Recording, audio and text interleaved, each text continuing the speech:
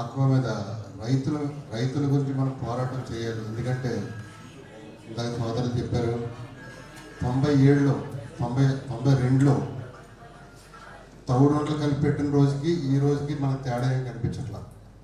ఆ రోజు టైగర్ వైజాగ్ తీసుకెళ్ళి అమ్మే రోజు మనకి కేజీ 700 రూపాయలు ఉండేది ఎడ్లెస్. ఈరోజు కేజీ 490 రూపాయలకి ఎడ్లెస్ దిగజారిపోయింది. అంటే ఎంత ఆక్వా ఇండస్ట్రీలో ఉన్న పెద్దలందరికీ కూడా ఈ ప్రభుత్వాలు సపోర్ట్ చేయడం, అంటే రైతుల పక్షాన సపోర్ట్ చేసే ప్రభుత్వం కరువైపోయింది మనకి. ఈ ముఖ్య సబ్జెక్ట్ మీద మనం పోరాటం చేయాలంటే మనం చాలా లోతుగా, అంటే ఇందులో రైతులందరూ కూడా వేరియేషన్స్ పెట్టుకోవద్దు. పార్టీలకు అతీతంగా ప్రతి ఒక్కరు కూడా మనం, అలాగే ఆ పార్టీలో ఉన్న ఏ పార్టీలో ఉన్నా కానీ పోరాటం అనేది రైతుల పక్షాన్ని చేస్తే మనం 100% కూడా సక్సెస్ చేసుకొని మనం ముందుకెళ్ళడానికి అవకాశాలు ఉంటాయి. మనం ఇప్పుడు ఏదైతే గతం మీరు చూస్తూ ఉన్నారు, ఈ ప్రభుత్వం కూటమి ప్రభుత్వం అధికారంలోకి వచ్చిన తర్వాత సుమారుగా 13-14 నెలల కాలం అన్ని రేట్లు కూడా తక్కువ, సోయాబీన్ కానీ అలాగే మొత్తం ఫీల్డ్లో వాడే ప్రతి మెటీరియల్ కూడా తక్కువగా ఉండడం జరిగింది. ఒక 6 మంత్ అంటే 4-5 నెలల కాలంగా ఈ రేట్లు, ఈ డీజిల్ యుద్ధం కారణంగా రేట్లు పెరగడం జరిగింది. అంటే ఒక 13-14 నెలలు లాభాలు తీస్తున్న వాళ్ళు 4-5 నెలల్లో అడ్జస్ట్ అవ్వలేని పరిస్థితిలో ఇండస్ట్రీస్ ఉన్నాయి. అంటే ఫీడ్ కంపెనీలు కానీ ఏదైనా కావచ్చు. అంటే సుమారుగా 10 సంవత్సరాలకు సరిపడా లాభం తినడం జరిగింది. ఇండస్ట్రీస్ కంపెనీ, ఫీడ్ కంపెనీ, ప్రతి కంపెనీ కూడా దోసుకోవడం జరిగింది. రైతుల్ని, ఇదంతా రైతుల శ్రమ కష్టాలతో దోసుకోవడం జరిగింది. దీని మీద ప్రభుత్వాలు, ఇప్పుడు ఉన్న ప్రభుత్వం, కూటమి ప్రభుత్వం ఏదైతే ఉందో, మనకి ఆ రోజు రైతులకు ఇచ్చిన హామీ ఒక్కటి కూడా, ఏదైతే మన 2024లో వారు కూటమి ప్రభుత్వం చంద్రబాబు నాయుడు గారు రైతులకు మేము 100% న్యాయం చేస్తామని చెప్పడం జరిగింది. కానీ ఈ రోజు వరకు కూడా ఏ ఒక్క దాని మీద కూడా వారు నిర్ణయం తీసుకున్నది ఈ రోజు వరకు లేదు. రైతు సంఘాలు, అలాగే పాలకొల్లో ఒక సంఘం నడుస్తూ ఉంది. ప్రతిరోజు వారానికి ఒకసారి, 10 రోజులకు ఒకసారి సంఘం పెడతా ఉన్నారు, మీటింగ్ చేస్తూ ఉన్నారు, రోడ్డు మీద రైలు పోస్తూ ఉన్నారు. కానీ అది ఉధృతం చేసి 100% ప్రభుత్వాలు దిగొచ్చేంత వరకు కూడా పోరాటం చేసి తల వంచి ప్రత్యేకంగా రైతులకి న్యాయం జరిగేలాగా చేయకోకుండా ఏదో నామక మేము కూడా రైతులకి పోరాటం చేస్తున్నాం అని ఒక హడావిడి చేసి ఎదుటి వారిని మ్యాన్పులేట్ చేయడం కోసం ధర్నా చేస్తున్నట్టుగా ఉంటుంది. అలా కాదు. నిజంగా రైతుకి న్యాయం చేయాలంటే పాలకుల రైతు సంఘం వరకు కూడా నేను ఒక విజ్ఞప్తి చేస్తా ఉన్నా. ఎందుకంటే మీరు నిజంగా రైతుల పక్షాన్ని పోరాటం చేసే నాయకులైతే పార్టీల పక్షాన్ని పోరాటం చేసే నాయకులుగా కాకుండా చేయండి.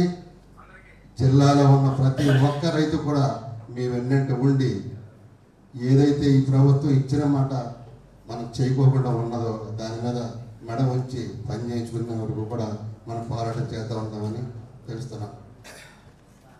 అలాగే ఆక్వా రైతులకి కరెంట్ సబ్సిడీ అన్నారు. ఈ రోజుకి సుమారుగా 15,000 ఎకరాలకి సబ్సిడీ ఇచ్చిన దాఖలు లేవు. ₹1.5 కరెంట్ అన్నారు. ఏది ఇప్పుడు ₹2.65 వరకు పడతా ఉంది. ఇదేనా మీరు రైతులకు చేసే న్యాయం అని అడుగుతున్నా. ఎందుకంటే రైతుల పక్షాన్ని లేని ప్రభుత్వాలు కూడా ఎన్నో చూసాం మనం.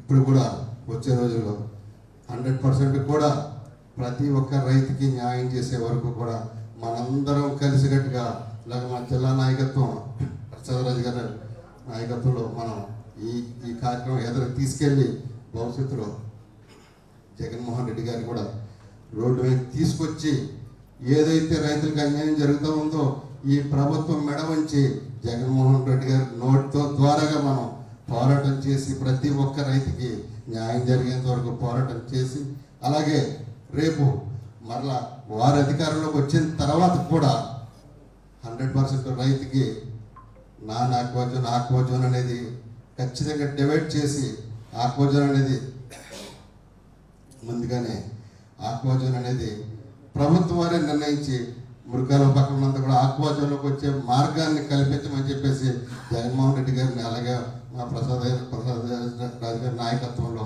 మేము వారికి తీసుకెళ్ళి దాన్ని పూర్తిగా వివరించి అదంతా క్లియర్ ఇన్స్ట్రక్షన్ తీసుకుని మళ్ళీ అధికారుల దగ్గరకు వచ్చేసరికి మనం రిక్వెస్ట్ చేసుకునే పరిస్థితి లేకుండా ప్రతి ఒక్క రైతు వెళ్ళి ఏదైనా సరే ధైర్యంగా కొత్త చెరువు తవ్వుకోవాలన్నా కూడా ఏ ఇబ్బంది లేకుండా ఉండేలా చూస్తామని చెప్పేసి రైతు సోదరులందరికీ కూడా తెలియజేస్తా ఉన్నా. ఈరోజు ఈ మీటింగ్ వచ్చిన ప్రతి ఒక్కరికి కూడా ధన్యవాదాలు తెలియజేసుకుంటూ, ఎందుకంటే ఇక్కడ ఉన్న ప్రతి ఒక్కరు కూడా ఇందులో కూడా అందరూ మేము కూడా నాయకులుగా ఉన్నా కూడా మేమందరూ రైతులమే. ఇందులో ఉన్న సాధక బాధలు అందరూ మాకు తెలుసు. ఏదైనా ఫీడ్ కాడి నుంచి అలాగే మెడిసిన్ కాడి నుంచి, మెడిసిన్లో కూడా చాలా ఎక్కువ కంపెనీలు ఫ్రాడ్ ఉన్నాయి. దాని మీద కూడా ఉక్కుపాదం మోపిన ప్రభుత్వాలు లేవు. దాని మీద ఎంఎన్సీ కంపెనీలు ఎన్ని ఉన్నాయి, దాని మీద ఏమున్నాయి, భీమవరం తీసుకొచ్చి కవర్ మార్చేస్తున్నారు. ఇవన్నీ కూడా రైతులుగా మీరు కూడా ఏదైనా డౌట్ వచ్చిందంటే దాన్ని గట్టిగా పోరాటం చేయండి.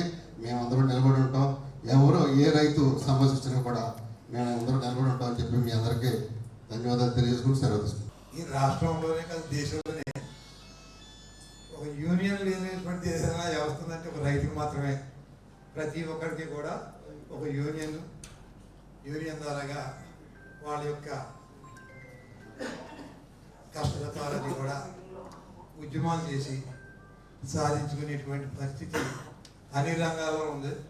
ఒక వ్యవసాయ రంగంలో ఒక రైతుకు మాత్రమే. మళ్ళీ కూలీల విషయాలకు వచ్చినప్పటికీ అక్కడ కూడా పోరాటం చేసే పరిస్థితి. మరి నాకు తెలిసినంత వరకు ఎప్పుడు ఏదైనా రైతులకి ఏదైనా ఇబ్బంది వస్తే బాగా మా చిన్నతనంలో అయితే దావా అడిగేవారు. రైతులు సారా ఎంత పోయిందండి, దావా ఇస్తే బాగుంటుందని ఎమ్మెల్యే గారి దగ్గరికి వెళ్తే ఒక రిప్రజెంటేషన్ ఇస్తే దావా పట్టుకొచ్చేవారు. అదే ఎమ్మెల్యే గారు పెద్ద సాధించుకొచ్చి దావా పట్టుకొచ్చారని చెప్పుకునేవారు కథలుగా. ఎప్పుడు కూడా ఆ రోజుల్లో కూడా ధాన్యం రైతు దగ్గర ధాన్యం ఉన్నాం చేయకు ఒక రేటు, మొత్తం రైతు దగ్గర ధాన్యం అంతా పూర్తిగా అయిపోయిన తర్వాత మరో రేటు, ఇది మిల్లర్స్ దగ్గరికి వెళ్ళిపోయిన తర్వాత ఎప్పుడు కూడా అన్యాయం జరిగేది రైతుకే. దీన్ని సాధించుకోవాలంటే సాధారణంగా ఎక్కడా కూడా రైతు సంఘాలని చెప్పడమే తప్ప ఏదైనా ఒక రిప్రజెంటేషన్ ఇస్తున్నారేమో కానీ రోడ్డుకి ఉద్యమం చేసిన సందర్భాలు చాలా తక్కువ. ఏదో అప్పుడు 5 ఏళ్ళ నాడు 10 ఏళ్ళ నాడు ఒకసారి ఢిల్లీలో బాగుంది చూసాం. రైతులందరూ కూడా ట్రాక్టర్ల మీద వచ్చి రోడ్డు మీద వంట చేసుకుని కేంద్ర ప్రభుత్వాన్ని మెల్లవంగా తీసిన పరిస్థితి ఎక్కువ మనం 5 ఏళ్ళ నాడు 10 ఏళ్ళ నాడు చూసినట్టున్నాం. అది పంజాబ్లో అదే పరిస్థితి ఇప్పుడు ఇవాళ మనకు వచ్చింది. ఇప్పుడు ఇచ్చేత ఫీల్డ్లో నాణ్యత లేదు, ఫీల్డ్లో నాణ్యత లేదు. రైతు దగ్గర ఉన్నంతసేపు రైతు అందులోకి వ్యవసాయం ఆక్వా రంగంలో ఏంటంటే భూమి వచ్చేప్పుడు పట్టాలి, దాచుకునే వస్తువు కాదు ఇది. సరిగ్గా రైతులందరి దగ్గరికి పట్టుబడికి వచ్చే సమయానికి వాళ్ళందరూ కూడా సిండికేట్ అవ్వడం, 50 రూపాయలు 40 రూపాయలు తగ్గించేయడం, ఇది ఒక పరిపాటి అయిపోయింది. ఎలా పోయినా నష్టం రైతే పోతున్నాడు. కానీ చెప్పి ఇక్కడ విషయాలు ఏంటంటే పార్టీలు మన పక్కన రాలేదు అని చెప్పి పార్టీ అంటే అందరూ రైతులు ఇక్కడ అని చెప్పి మా పార్టీ ఏంటి మరి పార్టీ ఇప్పుడు కడుపు మండిపోతుంటే పార్టీలు కూడా ఎందుకు అసలు ముందు రైతు కడుపు మండిపోతుంది. ఇక్కడ రైతు నష్టపోతున్నాడు. ఇవాళ ఎవరికాళ్ళు ఎత్తుకలే తగ్గించుకుందామనే పరిస్థితి. కలిసి ఎంత సుఖం ఏంటి లేకపోతే లెక్క చూసుకునేటప్పటికి ఏమి లేకపోయేటప్పటికి ఇంకా ఎదుగులే ఎన్నాళ్ళు చేద్దామనే పరిస్థితిలో ఉండిపోయి కడుపు మండిపోయి రోడ్డు ఎక్కవలసిన పరిస్థితి ఏర్పడింది. కాబట్టి పార్టీ విషయాలు పక్కన పెట్టి ఏదైతే ఉద్యమాన్ని మాత్రం బాగా పకడ్బందీగా ఏదైతే మన కడుపు మంట ప్రభుత్వాన్ని తెలియపరచాల్సిన సమయం ఆసన్నమైంది. కాబట్టి ఈ పార్టీ ఆ పార్టీని పక్కన పడేసి ప్రతి రైతు ఒక గ్రామంలో ఎంతమంది రైతులు ఉన్నారో ఆ రైతులు అందరూ కూడా ప్రతి ఒక్కరు ఒక పార్టీలకు అతీతంగా రేపు జరగబోయే ఉద్యమానికి అందరూ హాజరు కావాలని చెప్పి సభాపరంగా నేను మిమ్మల్ని అందరూ కూడా కోరుతా ఉన్నాను. నిజేదంటే ఏ గ్రామానికి ఇప్పుడు ఇవాళ మన ఉమ్మడి పశ్చిమ గోదావరి జిల్లాలో 886 గ్రామ పంచాయతీలు ఉన్నాయి. ప్రతి గ్రామానికి కూడా ప్రతి రైతు కూడా సాధ్యమైనంత వరకు ఎంతమందికి అవకాశం ఉంటే అంతమంది జనాన్ని తీసుకుని రోడ్డెక్కించే పరిస్థితి. ఇచ్చేదంటే ఇప్పుడు అధికార పార్టీకి ప్రతిపక్షానికి అందరూ కూడా ప్రజాసేవ చేస్తున్నారు. ప్రశ్నించాల్సిన బాధ్యత ప్రతిపక్షాన్ని ఇక్కడ ప్రతిపక్షాన్ని. అంచేత మనందరం కూడా జగన్మోహన్ రెడ్డి గారిని పెద్దల సమక్షంలో భీమవరం రమ్మని ఈ కార్యక్రమాన్ని గురించి ఆయన గడవ ఇప్పాలని చెప్పేసి మనందరం కోరదాం కనుక ఖచ్చితంగా వారు ప్రసాదరాజు గారు తలుచుకుంటే ఖచ్చితంగా ఆయన వర్క్ కూడా జరుగుతుంది.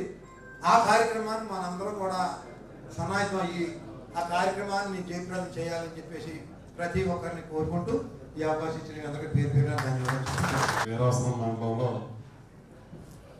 ఆత్మీయ సమావేశాన్ని మీరు అందరూ కూడా ఏర్పాటు చేయటం, దీనికి మాట్లాడలేదు కానీ ఆల్ ఇండియా ఫెడరేషన్ నుంచి వివిధ సంఘాల నుంచి చాలామంది నాయకులు అందరూ కూడా తీర ప్రాంత మత్స్యకార సంఘం, అలాగే ముందు నుంచి శ్రీనివాసరావు గారు రైతు సంఘం నుంచి, అలాగే మా తీర ప్రాంతం నారాయణమూర్తి గారు మొగంతూరు నుంచి, అలాగే కాంట్రాక్టర్ నరసింహరావు గారు భీమవరం, ఎంపీపీ గారు భీమవరం, ఆకివీడు, అందరూ చాలామంది ఈస్ట్ గోదావరి నుంచి సత్యనారాయణ గారు, వీళ్ళందరూ మన ఫెడరేషన్లో కూడా వీళ్ళందరూ భాగస్వాములు. వీళ్ళందరూ కూడా ఈ సమావేశానికి రావడం చాలా సంతోషం. ఎందుకనంటే అందరూ మాట్లాడున్నారు, ఎవరు మాట్లాడినా ఆక్వా రైతు గురించి, ప్రతిపక్షంలో ఉన్న అధికారంలో ఉన్న. అంటే ఆక్వా రైతు అంటే ఇందాక చెప్పున్నారు, 40 సంవత్సరాల నుంచి మనం ఉమ్మడి గోదావరి జిల్లాలో చేపల రొయ్యలు మనం సాగు చేస్తా ఉన్నాం. ఈ 40 సంవత్సరాల నుంచి ఆక్వా రైతుగా కానివ్వండి, చేపల రైతులుగా కానివ్వండి, ఎన్నో ఒడిదుడుకులు చూస్తున్నాం. రేట్లు పెరగటం, రేట్లు తగ్గటం, నష్టపోవటం, మేటలు పెరగటం, ఇలా చెప్పినట్టు తౌడంలో కాడి నుంచి రత్నవసం కాడి నుంచి ఇవన్నీ చూస్తున్నాం. కానీ ఇంత సంక్షోభం ఎప్పుడూ కూడా ఈ 40 సంవత్సరాల చరిత్రలో ఎప్పుడూ లేదు. కేవలం మాట్లాడుతున్నాం 2 విషయాలు. ఈ 40 సంవత్సరాల్లో రోడ్డు మీద నేత పోసి తగలబెట్టిన సందర్భం ఎప్పుడూ లేదు.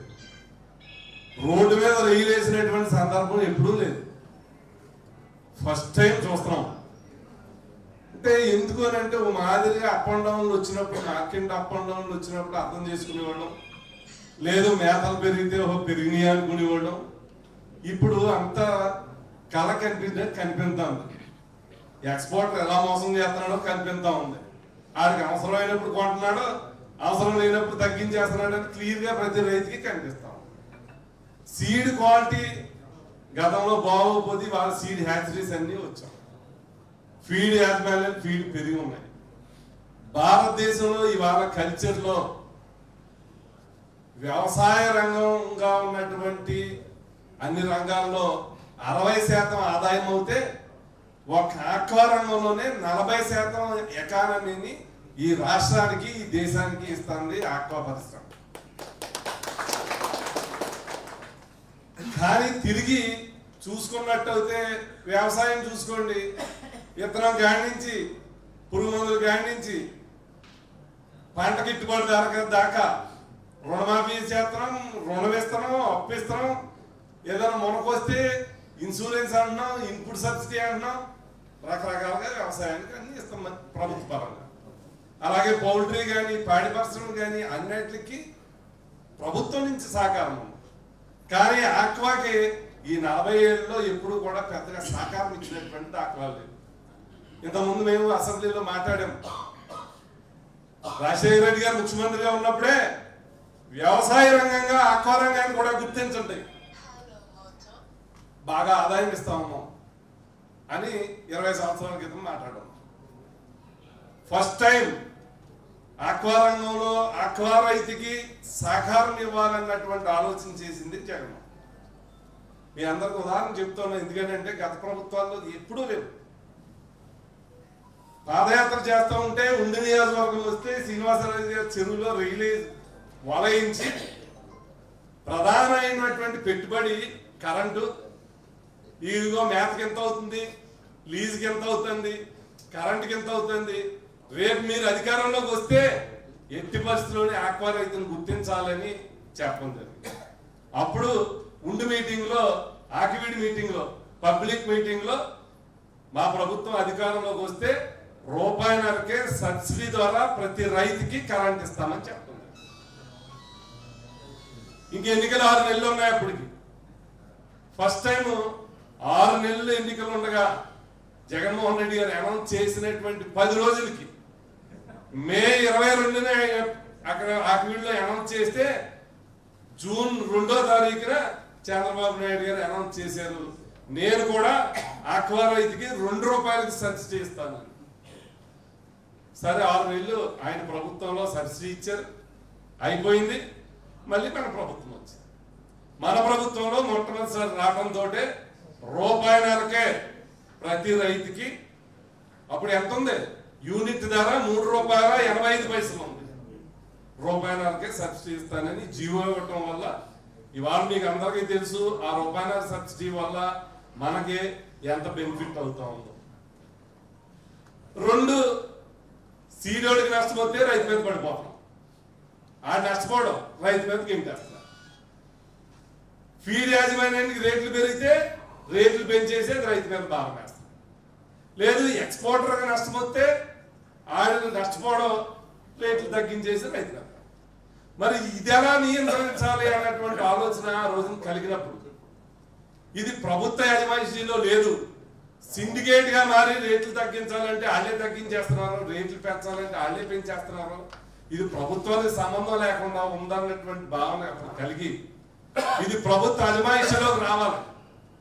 క్వాలిటీ సీడ్ ఇస్తున్నారా లేదా, నాణ్యత కలిగినటువంటి మేతలు ఇస్తున్నారా లేదా, లేదు ఎక్స్పోర్ట్ చేసేటువంటి విధానంలో మన బాధ్యత ఏముంది అన్నటువంటి ఆలోచన చేసి ఆ రోజున అప్సదా చట్టాన్ని తీసుకురావటం జరిగింది.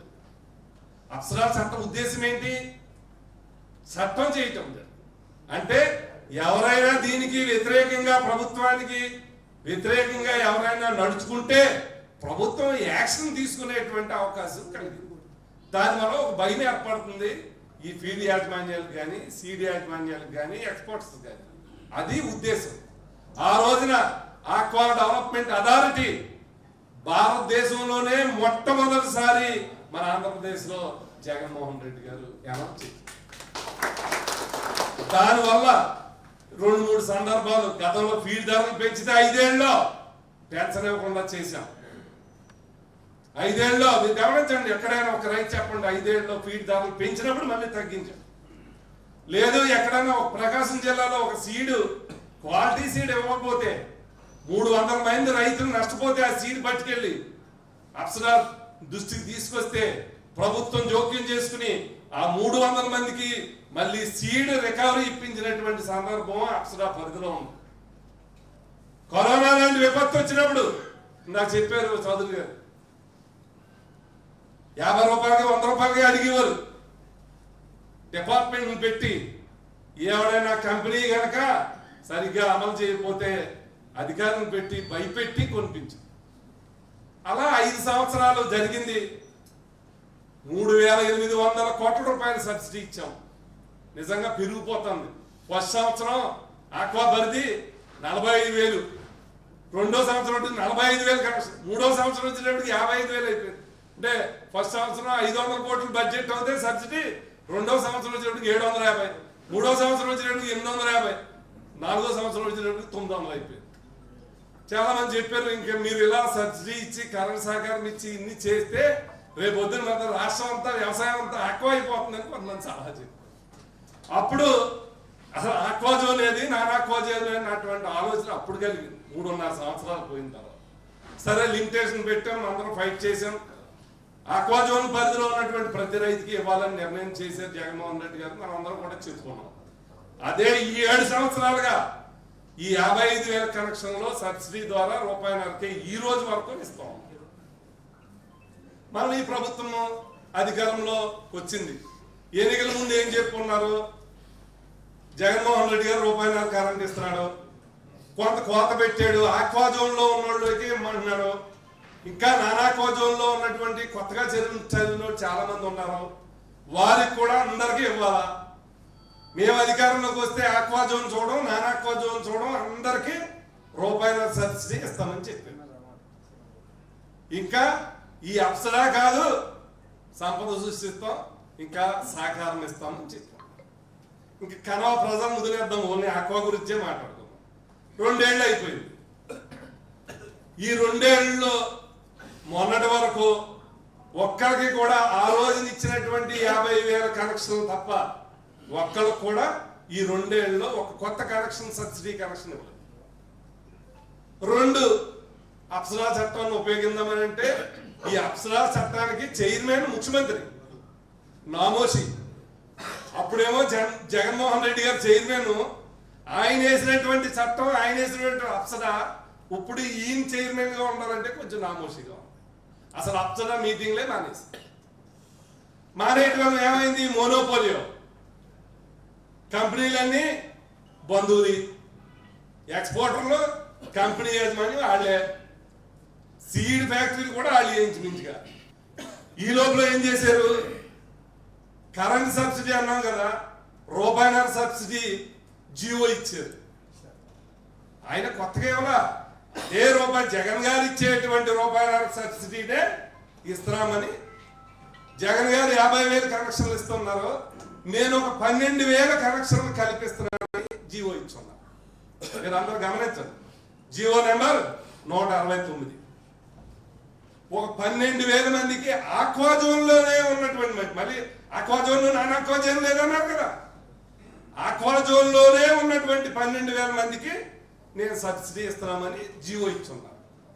ఇంకోటి పెట్టారు జియోలో, కానీ 90 అంటే 0.90 నుంచి 0.95 దాకా పవర్ ఫ్యాక్టర్ ఉంటే కనుక సబ్సిడీ రాదు. అది చాలా మంది రైతులకు తెలియదు. ఆ పవర్ ఫ్యాక్టర్ అంటేనే చాలా మందికి తెలియదు. ఇప్పటికే మీరు గమనించండి, రూపాయిన్నర సబ్సిడీ ఇస్తున్నారని మనం చెప్పుకుంటున్నాం. ఏ రైతుకు ఓవర్లోడ్ లేకుండా, ఓవర్లోడ్ ఛార్జెస్ లేకుండా బిల్లు ఎవరికి వచ్చిందో చెప్పండి. అది మీరు ఎలా తీస్తున్నారో? ఆల్రెడీ పవర్ ఫ్యాక్టరీ 2 సంవత్సరాల నుంచి వర్తింపజేస్తున్నారు. అంటే పవర్ ఫ్యాక్టర్ అనేటప్పుడు కెపాసిటర్ లేకపోతే మనకు రీడింగ్ రాదు. అందరూ కెపాసిటర్లు వేయలేము. ఎవడో పెద్ద రైతు వేయగలడో. మెయింటైన్ చేయాలంటే కొత్త కెపాసిటర్, ఒక్కొక్క కెపాసిటర్ 50,000 కెపాసిటర్లు పెట్టుకుంటేనే కానీ దాన్ని రాన్ చేయలేము.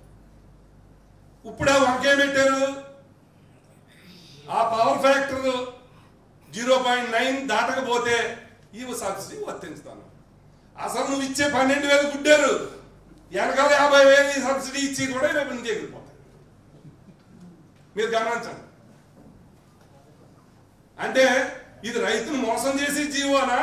నువ్వు చిత్తశుద్ధిగా రైతుకు ఉపకారం ఇవ్వాలని ఇచ్చావా? ఎప్పుడు ఇచ్చాడు ఈ జీవో? ఈ రేట్లు పెంచేశారు కదా ఈ ఫీడ్ యాజమాన్యాలు. ఓ పక్కన గొడవ చేస్తున్నాం కదా, రైతును కూల్ చేయడానికి ఈ లోపల ఈ జీవో ఇచ్చాడనమాట. ఏమనుకుంటున్నారు ఇప్పుడు రైతు సంఘాల నాయకులు? ఏమని చెబుతున్నారు? రూపాయలకి సబ్సిడీ ఇచ్చాడు. అబ్బాబ్బా చెప్పుడు నువ్వు కొత్తగా చేసిందేంటి? మంచి చేసావా చెడ్డ చేసావా? ఇదే విషయాన్ని మనం ఏమన్నాం, నువ్వు 12,000 మందికి రూపాయల సబ్సిడీ ఇచ్చినా సంతోషమే, కానీ ఆ పవర్ ఫ్యాక్టరీ అన్నటువంటి కాలం తీసేసి జీవో ఇవ్వమని అడుగుతున్నాం. పవర్ ఫ్యాక్టరీ అన్నటువంటి మాట తీసేసి జీవో ఇవ్వండి, సంతోషం, నీకు కూడా ధన్యవాదాలు చెప్తా. అది చేయలే. 2 వాళ్ళు అసలు 10 రూపాయలు పెంచుతామని వెళ్తే మొన్న మేము అందరం జగన్ గారిని కలిసాక మొన్ననాడు హడావుడిగా చంద్రబాబు నాయుడు గారు మీటింగ్ పెట్టి ఫస్ట్ టైం ఈ 2 ఏళ్లలో ఫిషరీస్ మినిస్టర్ కానీ ముఖ్యమంత్రి కానీ రైతులతో కూర్చున్నది మొట్టమొదటిసారి ఈ 2 ఏళ్లలో. దేని గురించి? జగన్ గారికి ఇచ్చిన గురించే కదా మేము అందరం వెళ్ళి రిప్రజెంటేషన్ ఇచ్చిన గురించే కదా మర్నాడు 2 రోజుల్లో పెట్టారు. ఏమన్నారు? అయిపోయి బయటకు వచ్చాక రైతుల చేత మాట్లాడించారు. మళ్ళీ గవర్నమెంట్ మాట్లాడలేదు. ముందర రైతు సంఘం నాయకుల చేత కొంతమందిని చూసుకున్నారు. ఫేవర్గా ఉన్నటువంటి తెలుగుదేశం పార్టీకి సంబంధించినటువంటి రైతు సంఘం నాయకులను చూసుకున్నారు. ఆ చేత మాట్లాడించారు. ఏమని? అబ్బాయి చంద్రబాబు నాయుడు గారు చాలా కృషి చేసి 12 రూపాయలు పెంచేసినటువంటి ఈ ధరను 4 రూపాయలు తగ్గించారు. ఆయన కృషి వల్ల ధన్యవాదాలు. అంతే కదా చెప్పింది. మనం ఇది ముందరే చెప్పాను, నేను మొన్న ప్రెస్ మీట్ లో చెప్పాను. ఇది పెంచేసి 4 రూపాయలు, ఇది చంద్రబాబు నాయుడు గారు ఘనకార్యమంట. 4 రూపాయలు తగ్గించినందుకు, పెంచినందుకు మాట్లాడట్లేదు. సరేనే 4 రూపాయలు తగ్గించారు కదా చూద్దాం అనుకున్నాం.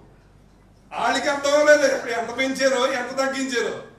నిన్న అవధి వాడు ఒక్కొక్కడికి కాగితం పంపాడు డీలర్లకి 2 రూపాయలని. వీళ్ళకి అర్థం అవ్వలేదు. ఇప్పుడు వీళ్ళకి ఏం చెప్పాలా? అక్కడ 4 రూపాయలు అన్నారా 2 రూపాయలు అన్నారా? మనం ఏం మాట్లాడుకున్నాం? చంద్రబాబు నాయుడు మనకి ఏం చెప్పాడు? పొడిపే. ఈ రైతు సంఘ నాయకులు కూడా ఈయన పొడిపో చెప్పింది ఎవరు చేత చెప్పించారు? రైతులు చేత చెప్పింది. అంటే కొరడా ఇచ్చి నువ్వు 8 కొట్టుకుంటావా 6 కొట్టుకుంటావా 10 కొట్టుకుంటావా అని చెప్పారు. దెబ్బలు నీకే నువ్వే నిర్ణయించుకోమని ఈ మాట. ఇదేం దుర్మార్గం? ఇవాళ నిజంగా తగ్గించుంటే రాజకీయ పార్టీలకు అతీతంగా రైతు సంఘాలు అందరూ పెట్టి నువ్వు ఇలా చేసినందుకు ఈ సబ్సిడీ ఇచ్చినందుకు ధన్యవాదాలని చెబుతాం, అంతే కదా. కానీ ఈ రైతులను మోసం చేసి ఈ ప్రభుత్వం మంచి చేయాలనుకుంటుందా చేత చేయాలనుకుంటుందా? ఇవాళ ఆలోచించండి. రైతాంగ పరంగా మంచి చెయ్యబోయినా పర్లేదు, చెడ చేయకుండా ఉంటే చాలు. నువ్వు చెప్పింది ఏంటి చేసేది ఇవాళ బయట వాళ్ళ చేత మాట్లాడించేది. మరి మనమందరం ఏం చేయాలి? ఆలోచించాలి. నష్టపోతున్నాం. ఓ 6 నష్టపోతాం, 6 నెలలు నష్టపోతాం, ఓ సంవత్సరం నష్టపోతే మనం ఇంకా జీవితాలే సర్వనాశం. వ్యవసాయం కాదు, పోన్లే ఇన్పుట్ ఇన్సూరెన్స్ వస్తుందా, ఇన్పుట్ సబ్సిడీ వస్తుందా, మనకి ఏమి ఇవ్వరు. అందువల్ల ఖచ్చితంగా ఈ ప్రభుత్వం మీద ఒత్తిడి చేయాలి. నష్టపోయి ఎవరిని వ్యాపారం చేయమంటున్నా? ఎక్స్పోర్టర్ ఎందుకు నష్టపోయి వ్యాపారం చేస్తాడో? రైతుకి ఎందుకు ఇస్తాడో? లేదు ఫీడ్ యాజమాన్యాలు నష్టపోయి రైతుకి ఏమైనా ఇస్తాడా? రైతు మీద భారం పడకుండా మీరు వాళ్ళకి ఏమి ఇస్తారో ఇవ్వండి సహకారం. రైతు ఇబ్బంది పడకుండా ఉంటే ఇవాళ 40% ఎకానమీ ఇస్తానే ఈ రాష్ట్రానికి వృద్ధి రేటు. ఇది మీరు ప్రభుత్వ సహకారం ఇమ్మని మనం అందరం కూడా కోరుతా ఉన్నాం. అందువల్ల చెప్పాం. జగన్మోహన్ రెడ్డి గారు కూడా ఒక మాట అన్నారు, రేపు 1వ తారీఖు దాకా టైం ఇస్తారా, ఈ పెన్షన్ సీడ్ మేత రేట్లను తగ్గించండి, ఏదైతే పవర్ ఫ్యాక్టర్ ఉందో అది తీసేయండి, మీరు ఇచ్చిన వాటిని ఎన్నికల ముందు ఏం చెప్పారో అది చెయ్యండి. ఒకవేళ మీరు చెయ్యకపోతే రైతుల పక్షాన వైఎస్ఆర్ పార్టీ పరంగా నేను నడుము బిగిస్తా, నేను రోడ్డు మీదకి వస్తా అని చెప్పడం జరిగింది.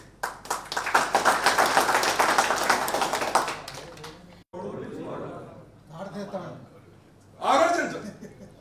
మోసం చేయటం ఒకటే చెప్తున్నా, మంచి చేయకపోయినా పర్లేదు, రైతులు మోసం చేయాలి. దయచేసి గమనించండి. మనం ఈ రోజున ఒకటే కోరుకుంటా ఉన్నాం, పార్టీలకు అతీతంగా సంఘటితం అవ్వాల్సినటువంటి అవసరం ఉంది. అందువల్ల మిమ్మల్ని అందరినీ కోరేది ఒకటే, ప్రతి మండలంలోని ఆక్వా రైతులందరూ కూడా ఏకమవ్వాలా, యూనిటీ అవ్వాలా. ఈ ప్రభుత్వం మీద ఒత్తిడి తెద్దాం, ఎక్కడికక్కడ ఒత్తిడి పెడదాం. కాని పక్షంలో తప్పనిసరిగా మన నాయకుడు జగన్మోహన్ రెడ్డి గారిని తీసుకొద్దాం, ఆయన ద్వారా మనకి అండగా ఉండమని కోరుతాం. ఈ ప్రభుత్వం ఎడడానికి ప్రయత్నం చేద్దాం. మీ అందరూ సహకారం ఇమ్మని ఈ ఆహ్వానాన్ని మీరందరూ కూడా రైతు సంఘం నాయకులు అందరూ కూడా వచ్చున్నారు. రేపొద్దున తప్పకుండా ఇక్కడ మీరు అందరూ తీసుకురావాలనే కోరారు, ఆయన కూడా కోరుతాం. మేమందరం కూడా ఇక్కడ పరిస్థితిని మరొకసారి వివరించి మీరు రావాలా, రైతుల పక్షాన్ని నిలవాలని కోరుతాం. ఆయన వచ్చినప్పుడు మీ అందరూ కూడా ప్రతి గ్రామం నుంచి ప్రతి రైతు కదిలి వచ్చి ఆయన కార్యక్రమాన్ని విజయవంతం చేయండి. 2, మనం ఆశించినటువంటి ఫలితాలు. ఒకసారి జగన్మోహన్ రెడ్డి గారి దగ్గరికి వెళ్తేనే మరునాడికి మీటింగ్ పెట్టారు కదా, రేపొద్దున ఆయన వస్తే ఖచ్చితంగా రైతుకి మేలు జరుగుతుంది. ఒకవేళ ఈ ప్రభుత్వం చెయ్యకపోయినా జగన్మోహన్ రెడ్డి గారి కన్నా అవగాహన కలుగుతుంది. రేపొద్దున నేను వస్తే నాకు ఎంత బాధ్యత ఉందో అన్నది కూడా ఆయన గుర్తెరుగుతారు అన్నటువంటి విషయాన్ని మీ అందరికీ తెలియపరుస్తూ ఉన్నా. అందువల్ల మీ అందరూ కూడా ఇంకా రానటువంటి వారందరికీ ఈ విషయాన్ని తెలియజెప్పి రేపు భవిష్యత్తు రోజుల్లో రైతులందరూ కూడా నడుము బిగిస్తే ఈ ప్రభుత్వం మెడలు ఉంచి తీరుతుంది అన్నటువంటి సమాధానాన్ని మనం అందరం కూడా తెలియజేయాలని ఈ సమావేశానికి ఇచ్చేసినటువంటి రైతు సంఘ నాయకులందరికీ కూడా, ఈ సమావేశాన్ని ఏర్పాటు చేసినటువంటి పెద్దలందరికీ కూడా పేరు పేరున హృదయపూర్వకంగా నమస్కారం. మరిన్ని అప్డేట్స్ కోసం ఛానల్ ను సబ్స్క్రైబ్ చేయండి. నోటిఫికేషన్స్ కోసం బెల్ ఐకాన్ పై క్లిక్ చేయండి.